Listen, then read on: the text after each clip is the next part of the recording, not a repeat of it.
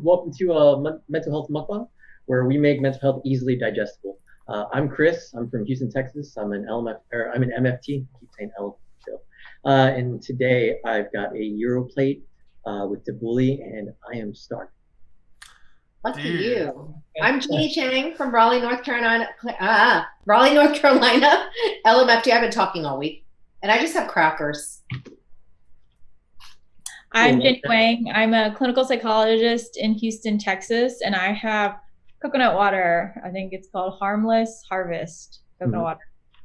Awesome. My name is Jed. I'm a therapist based out of LA.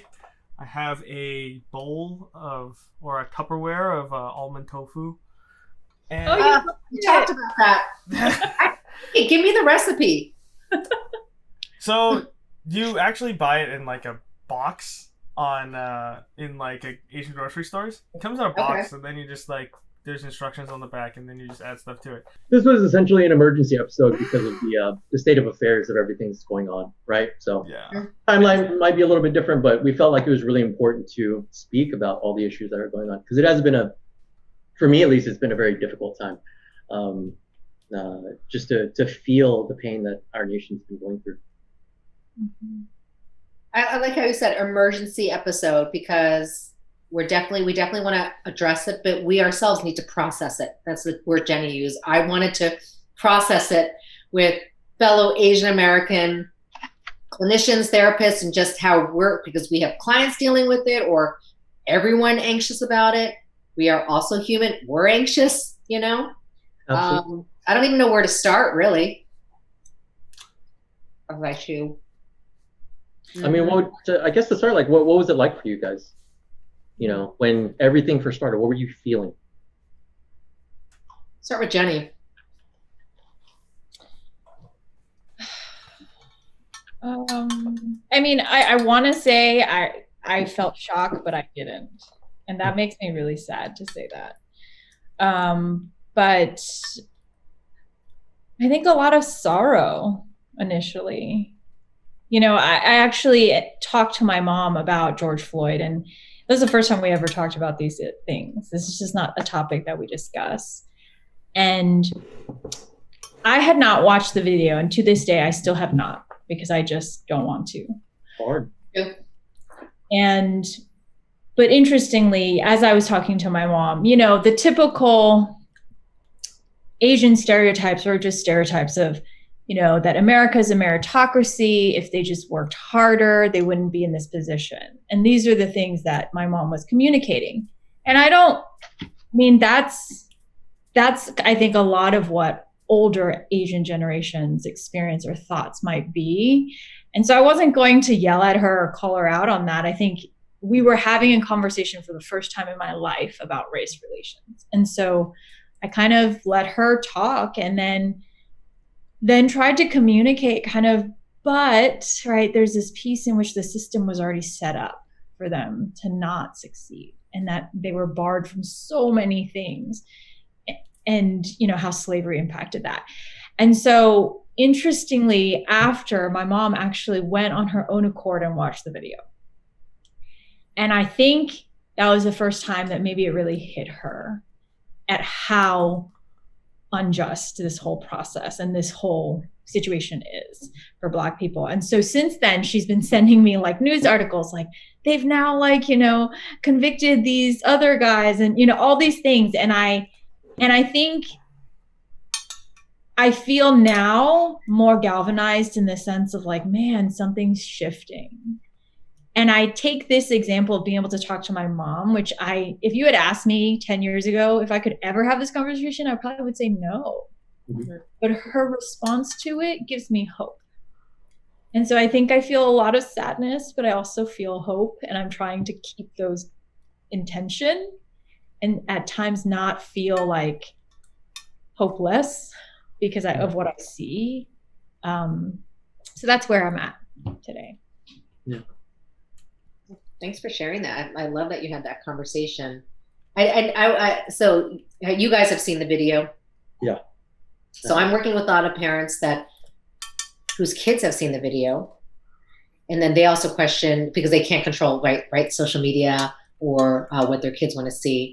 So that's another angle. So one thing that's hard is also how parents can explain things to their kids. And some of these kids are little young, too young perhaps to really formulate things. So there is some anxiety and fear, understandably so, in families, right? Because they also want to address it well, but then the parents are still like, I have some confusion too, going, what is the right thing to say? Is there a right thing to say? How can I show that empathy? And I like to say this word, accurate. Yeah. But yeah, I'm seeing trauma everywhere. That was always a focus of mine when I'm going back to my roots, and I'm using that word because the reason why I know clearly enough from seeing clips, reading news, what that video entails. It was me intentionally choosing for myself not to, only because I wanted to be the best I could be, non-anxious presence to my clients. I already knew, because I just know myself. So that's why I did it. If I want to share Sure. that, Sure. on the record. But yeah, I want to say what I'm feeling through all this is confused. I already have those feelings of sadness and anxiety, or confusion a little bit on how am I supposed to help others navigate, not like I'm such an expert, but I have to admit, there are some people looking at me and I'm like, huh. But I have admitted, honestly, I'm confused too. When they're like, I'm confused. What's the right say? Do I say to kids, colleagues, coworkers, my Black friends, right? What can I say? There's confusion there in the right language. And then the other thing I want to say is, fellow Asian Americans, what do I say to them without being attackful, which is already happening, when I feel like they themselves are choosing not to quite engage. Am I making sense? They're kind of there. Maybe they don't know what's going on. They say these comments, but you know how you could be like, you're almost going to say, I want you to do more, or can you do, but it's not my place to either. So does that make sense? So I'm confused, even with the people, my fellow Asian friends who I feel like could do more, but I feel like they're disengaging. Yeah. Am I making sense? Yeah. There's like a disengagement I see that does not mean apathy. It just means they're choosing to not engage there. That's the word I use. Not engage. Because it's the safer thing to do. It is definitely the safer thing to do. It's a lot of confusion that's going on. And I think that's what I want to emphasize, is that a lot of people do ask, what am I supposed to say? Or what am I supposed to do? How am I supposed to feel? And my response is always, it's okay to have all these multitude of different emotions, right? It's not a binary thing. Stop making it a singular feeling, thought, word that you have to use, because I want you to express and process through this honestly, right? For me, going through this, I realized how cynical I've become. Because when I was young, I used to be very involved and believed in hope so much. And then throughout the years, I've just become ingrained and used to all of this, where, like you said, I wasn't surprised by this. I saw this and went, yeah, that sounds about right. That looks like what I could see happening. But I watched the video purposely because of the fact that in my cynicism, I've become comfortable with all of this. I've become used to it. So I chose to watch him die, because to disrupt my own comfort with this. And that helped me kind of just shift a lot of my thought patterns and kind of confront some of my internal biases that I've been living with for so long, right? But it goes the same way how people talk about like protests should be silent. Well, they were, and we chose not to listen, right, as a society. And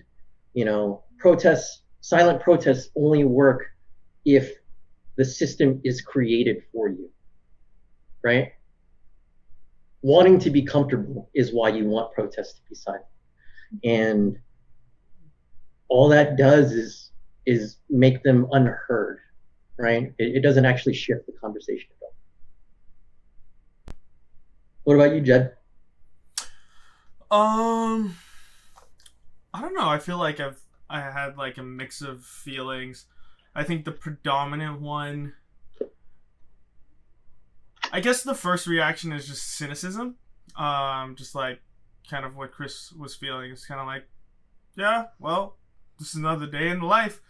But I think for me, the entire situation, in some aspects, it made me sad, and I posted to kind of Facebook about how I felt about that on my personal Facebook, about the kind of state of affairs. And I think on the one hand, I am, saddened by the fact that people can't seem to try to understand others. I think that I don't necessarily, I'm in the camp where you don't necessarily have to agree with either side, right? But I come from a place where, as a therapist, I think it's important to understand, because if you don't try to understand, you can't develop empathy. Empathy comes from a place of understanding, and until you really put yourself in a situation to feel uncomfortable and to feel that kind of wrestle through your emotions and to challenge what you think about certain things, you won't be able to get to the place where you understand or feel empathy. And so I think, in America, I feel like we've had so many opportunities to listen and to try to understand. Like, this is not, sadly, like the first time that this has happened, and this has been going on for so long now that it's like, why haven't we said anything? That's not true. Why haven't we listened to the voices that have said this so many times before? And I think that's like my kind of I guess natural inclination, like my most immediate like emotional response.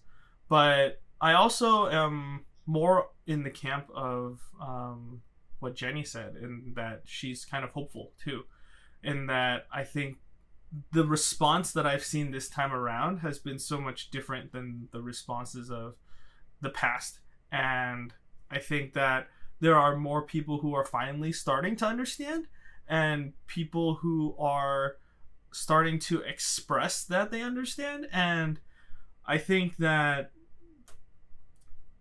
even for some of the older people that I've been talking to, like people from people who are like my parents' age, who are are they boomers? I don't know. But they are older, and the fact that I've been able to have conversations with them to kind of go beyond just the people need to stop looting and rioting or whatever, and going beyond that and starting to understand the kind of situation that Black people in America are in. I think that has made me feel hopeful, and I don't necessarily feel hopeful a lot. But I think that there is more room for conversation this time around, and I think that part of me believes, or at least wants to believe, that beyond the kind of the platitudes that people are kind of throwing around, and beyond just the changes, the shift, like this, there's been a slight shift in tonality on some of the news that I've seen, and beyond that shift, I think that there is an actual shifting of opinion and a willingness to understand. And I don't know why this time is different, but I've noticed it. And, well, I had asked you about that, like why this affected me differently or other people differently, right? Because like I said, I've seen so many other tragedies, and this deeply affected me. And it's not something that it's something different. I think it's the culture of our leadership. Like, this has been stewing for so long, on top of COVID forcing us into deep self-reflection, and then something like this happens. Like, it's the perfect storm. And I don't want to say it's good, But it's definitely shifting the narrative. That's a good question that you asked, because I was going to say, I like saying this a lot sometimes, also to remind myself that to be comfortable with being uncomfortable. Yeah. We are uncomfortable right now. But also that leads to change. Change is uncomfortable. So I think that's the hope that I'm also, and that's a great word, because I was trying to think, what am I feeling too? Even though it's uncomfortable, we're hopeful that this will lead to change. Hence, that's my practice name, your change provider, providing change. I hope we see that, right? Whatever that looks like, But I was going to say, just as we are as we pivoting toward, doing this emergency episode, what's one thing we want to share that could help people watching this, or whatever we can offer, which may not be much, but what's something that you'd like to share, a message you'd like to share with those people watching us? Start with, Chris just loaded up his mouth with food. Yeah, I'm not so, Jeanie. good hummus or tzatziki, whatever you said. Yeah, I'm not an expert on this for sure. So what I'm sharing is based on observations from, Asians for Mental Health and how people are engaging. And I feel that in order for this work to be sustainable, we need to create safe spaces for people to be uncomfortable. And unfortunately, I've seen on social media, because I think it's easier in that space to do this, that people are calling people out for how they are showing up. And I cannot agree with that unless that person is being racist and suppressing opinions and things like that, right?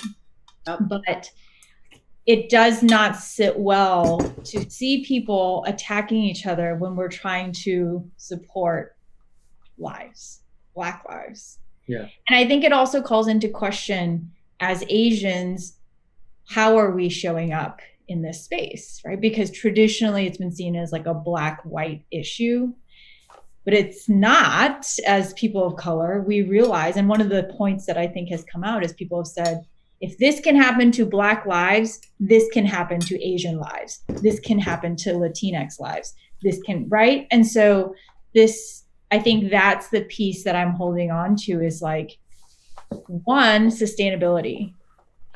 And there was a social psychologist that actually did a Zoom yesterday, and I attended, and he said, our brains are not wired to have this sustained focus on this topic. Mm-hmm. The reality is, by fall, most of us will have returned to homeostasis, whatever that means for us. And so my thought is, we talked about this earlier, this is trending now. That's why people are talking about it. But when this trend passes, how are you going to show up then? And will you choose to? Right. Sure. Right. And so I think that's what I think we need to be thinking about, or what I'm thinking about moving forward, is how is this more than just a couple months of people wanting to say this is important to them and then returning back to normal status quo? Very well said. Mm-hmm. So I'll piggyback quickly on that. My main thing is, because I'm doing it myself, is educating myself more.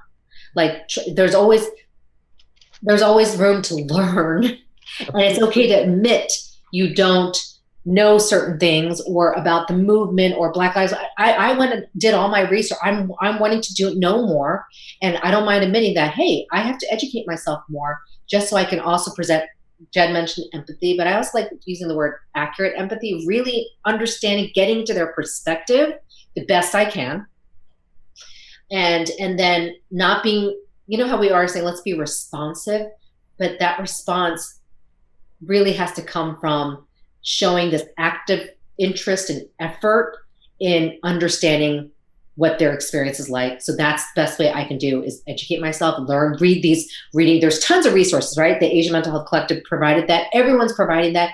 I'm being thirsty for learning so I can at least develop that knowledge as best as I can. That's the only thing I can think of. That's the message I'm giving people. If you don't know, don't go out there and protest just because everybody else is. That's fine. Do that. But also know what it is. Not educate yourself. Read even the stories of other deaths and killings. understand the context of what happened too. I think people are just using words and be like, oh, what happened to that? What was that case again? Because there are a lot of them, right? So that's my sharing that I'm trying to do. So I hope you guys can do that too. Educate. When it comes to that understanding piece, even if you can't get on board with the empathy piece of that, you can't dismantle an argument unless you fully understand, right? Like, keep that in mind for the angrier activists. And I also wanted to really hammer in, stop gatekeeping allyship, because to confront your internal biases is a place of self-actualization, and that's a very difficult place to be. A lot of people never reach that because we have so many other things going on in our lives, right? It's a very privileged place, like you said, to constantly educate yourself. Some people don't have the privilege of doing that because they're going through so many other different things, right? We're attacking people for not using the right language or having some problematic ideas but are trying to shift, and we are removing them from our allyship, right? When this is a very difficult conversation to have, and it's going to be ever evolving.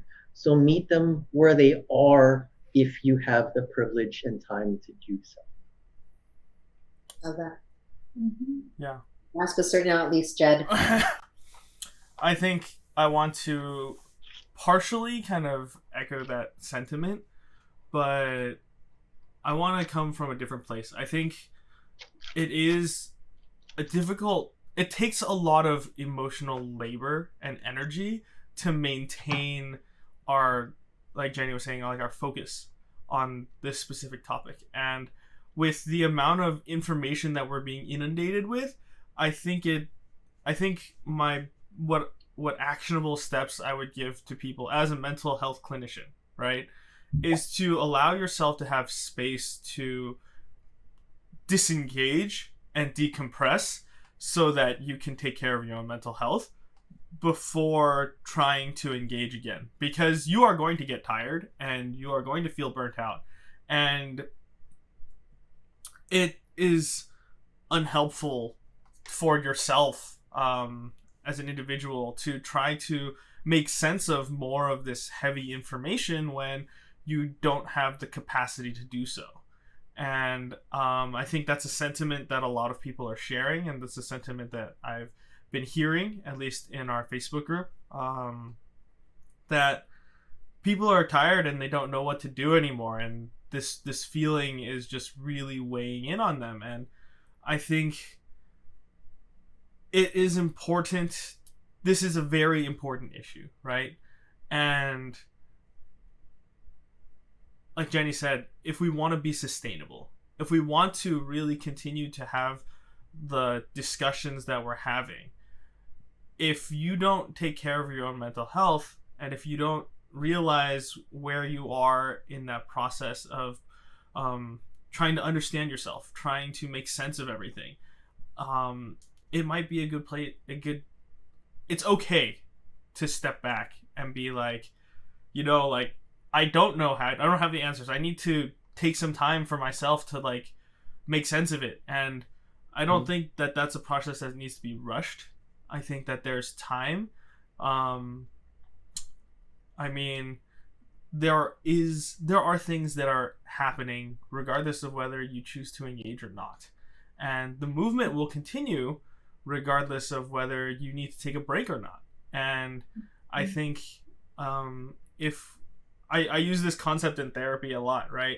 If you are investing in all of these different pots and you're spreading out all your energy, you are not being efficient at all of them. And you end up just taking even longer to get one thing done, as opposed to if you had put your energy into fewer different pots and just kind of decided like, hey, I'm going to invest in these things right now, and then I can put more of my energy into these other things later where I can give it more of my attention, and then I can do a better job of doing 3 things now and then 3 things later, as opposed to trying to do 6 things all at the same time. And I tell my clients this all the time. I'm like, you're trying to overwhelm yourself, and it's more effective just to take a break from half of those things so that you can focus and reorient yourself and feel less overwhelmed and anxious, because you're not doing yourself any favors by feeling that way, even though your perception might tell you otherwise. And so I think that's a really important message that a lot of people need to hear, is take care of yourself, and it's okay to take care of yourself. Totally. I like to say, put your oxygen mask on first, so then you can put it on your child, on others, and be effective, right? Yeah. So. Pour from an empty cup. All right. Well, until next week, we wanted to have this, as Chris said, emergency episode just to digest together what's been going on. So thanks for joining us. Yeah, and we will definitely provide a link to a bunch of resources if you are interested in supporting in whatever way you can, or if you are just wanting to educate yourself. There have been so many resources that have come out of this situation, and our hope is that you will take the time to understand where you stand, and that you take time to kind of understand where other people are coming from, because at the end of the day, mental health a lot of it is about understanding. So thanks for joining us this week, and we hope to see you all soon.